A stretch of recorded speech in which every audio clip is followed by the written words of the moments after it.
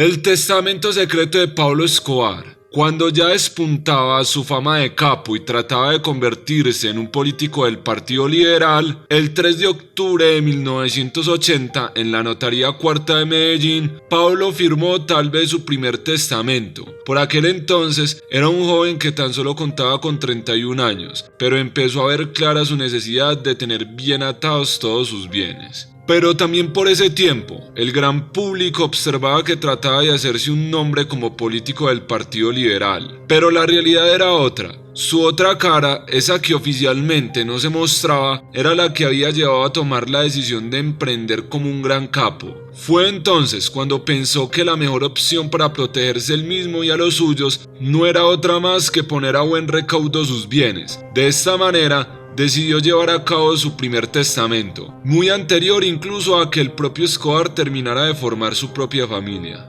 Aunque no se habla de montantes económicos exactos, sí se hace de porcentajes y de otra serie de elementos de valor. No en vano, su fortuna por aquel entonces ya era de $3.500 millones de la época. Así, según reza en el documento, la idea que Escobar quiso llevar a cabo fue la siguiente: el 50% de toda su fortuna y sus bienes sería para su mujer, Victoria Eugenia Henao. El 25% del total sería para su por entonces único hijo Juan Pablo, un porcentaje en el que se incluía toda su colección de vehículos antiguos y clásicos. Y el otro 25% restante, el 99%, sería para sus padres Abel y Hermilda, mientras que el otro 1% iría para su tía Luzmila Gaviria. Pero también dejó abierta la posibilidad de tener más hijos, en concreto descendencia femenina. En ese mismo testamento, Escobar indicó que, en el caso de tener una hija, recibiría el 25% que la ley marcaba,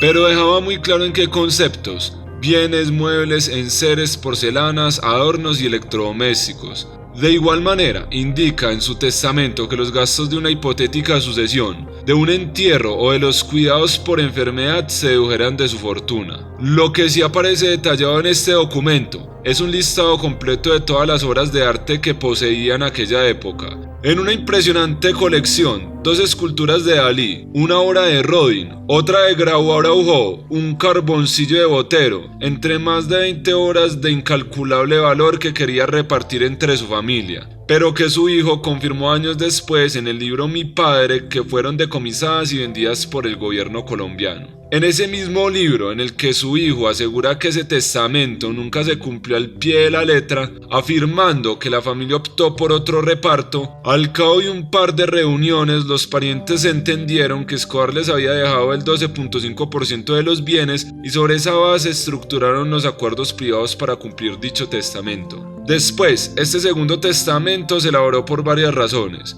el nacimiento de Manuela y por la persecución desatada contra los extraditables. En este documento sacaron algunos hermanos de la repartición, pero lo sorprendente es que en dicho testamento se habla de una fortuna de unos $120 millones, un valor muy inferior, teniendo en cuenta que Forbes llegó a tasar el patrimonio de Escobar en $3.500 millones a finales de los años 80. Se dice que los Escobar Gaviria recibieron numerosas propiedades libres de apremios judiciales. Los bienes eran su mayoría rurales: lotes en Medellín, la Casa Azul de Las Palmas, un apartamento cerca de la Cuarta Brigada y la Casa del Barrio Los Colores. También forman parte de otros bienes que estaban ligados a varios de sus lugartenientes, propiedades de Escobar a nombre de otros personajes y que según el gobierno las tomó bajo posesión. Aunque años más tarde se reveló que la familia no recibió nada de la fortuna de Escobar, porque luego de la muerte de Pablo el 2 de diciembre, la familia confesó que 40 narcotraficantes diferentes le cobraron varias deudas. Los enemigos del capo lo citaron para ajustar cuentas. Escobar murió con algunos saldos pendientes con otros capos, y no por deuda sino por venganza. Cuenta la tata que la obligaron a tener una reunión con ellos y a entregarle varias propiedades, hasta las que habían sido incautadas por el Estado. Los cobros que le hicieron por la deuda de Pablo con otros carteles ascendía a más de $120 millones.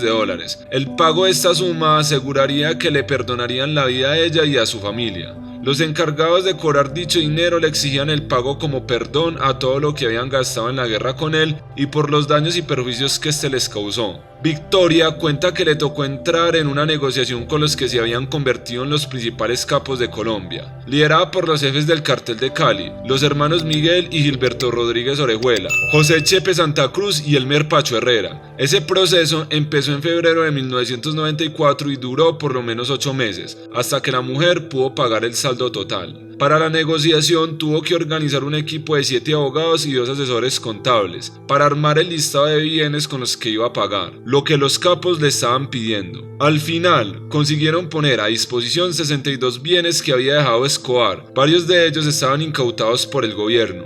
La reunión fue larga y tediosa, porque se dedicaron a escoger uno a uno los 62 bienes incluidos de la lista, pero a diferencia de su primer encuentro, era otra buena señal que aceptaran recibir el 50% de la deuda en bienes incautados y el restante porcentaje en propiedades listas para comercializar, eso sí, libres de apremios judiciales. Eso de apropiarse de bienes de otros capos tenía una explicación. Sus conexiones en las altas esferas del Estado les ayudarían a lavar los bienes de Pablo, dejando por fuera a sus herederos. El jefe paramilitar Carlos Castaño, por exigencia de su hermano Fidel Castaño, se quedó con el lote de 9 hectáreas ubicado en la mansión Montecassino. Los Castaño también se adueñaron de al menos una docena de lotes en lugares céntricos de Medellín, donde construyeron varios hoteles. Esos 2 jefes paramilitares también se quedaron con 2 pinturas de más de $3 millones. Varios capos, de los que no dio los nombres, se repartieron un complejo de torres de apartamentos en el poblado y una finca en los llanos orientales, que tenía pista de aterrizaje. El jefe del cartel de Caquetá, Leonidas Vargas, le dijo a la viuda que su marido le debía $1 millón.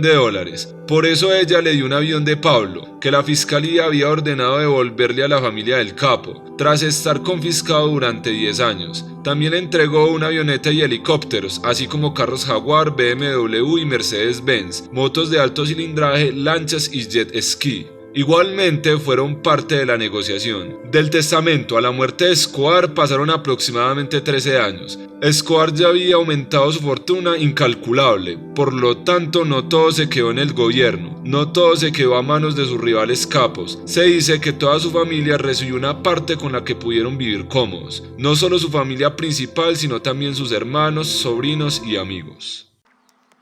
Recuerden suscribirse y darle a la campanita para que sigan recibiendo notificaciones cuando subimos un video. Subimos videos todos los días. Si te gustó el video, dale manito arriba, así ayudas a que otras personas vean nuestro contenido. Hasta el próximo video.